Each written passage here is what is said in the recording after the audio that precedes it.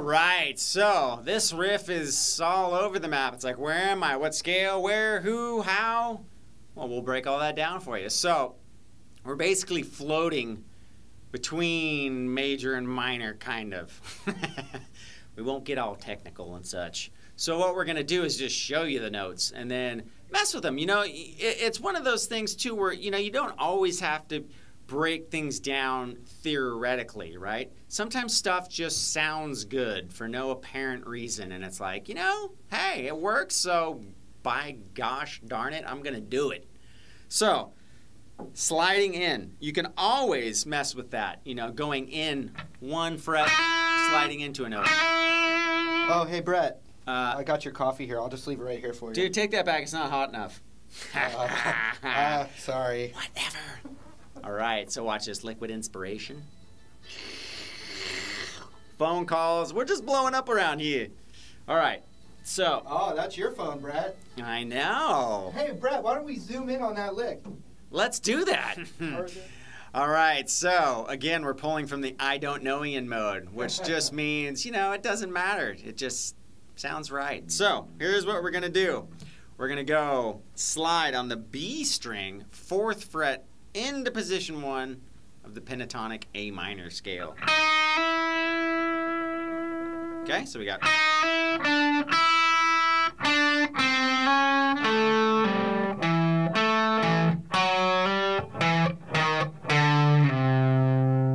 Right, those are notes all over the place, right? No big deal though. I'm just chromatically going, which just means playing notes.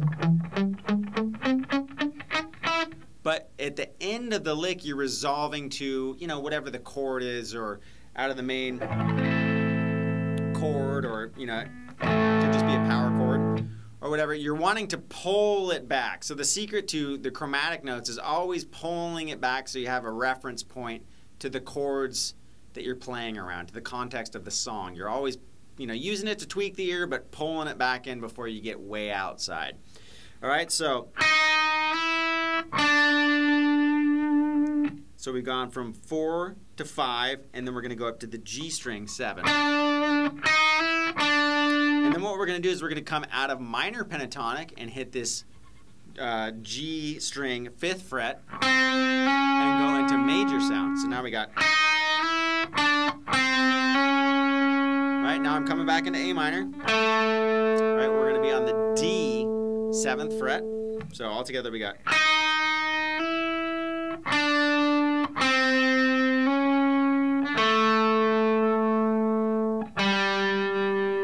Now we're going to the 5th fret, and then I'm going to do that stacking thing I always talk about, where I'm going to go A string, D string, A string on the 7th fret. Now what I'm going to do is I'm going to pull out of the A major scale, right, this note on the 4th fret, D string, and I'm going to slide in. Right, so all together we have.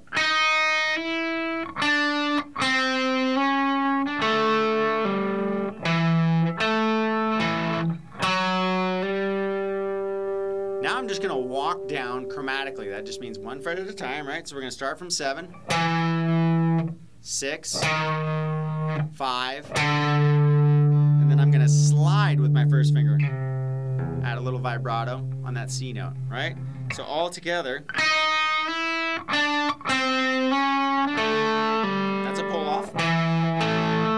Slide. And you can go up to the A and resolve, or whatever, you know. Come back. However you want to end the riff. But the point is, experiment with those sliding into the scale, you know, chromatically, and those passing tones. Again, you know, use all those. This is cool. This G string, where we're doing that. It's really fun to float in between major and minor sounds doing that, right? You start major, hit that major 3rd. There's your A chord. Here you start it from here. Pull it back into major, minor, right? And you resolve to A, whatever. You can do a 5 chord or major or minor. So it's really fun to float in between those two scales, and I think a riff like that will give you a starting point to really experiment with that. Stick with one position at a time, right? try just the first position minor pentatonic and just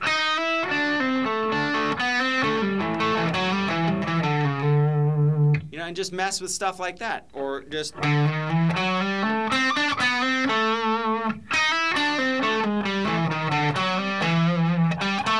doesn't have to make sense. Just start getting the feel of it underneath your fingers, and then in time, when you kind of develop your own signature sound or whatever, or you get a lot of licks to pull from, then you can start throwing it in and incorporating it into your own thing and have some fun with it. There we have it.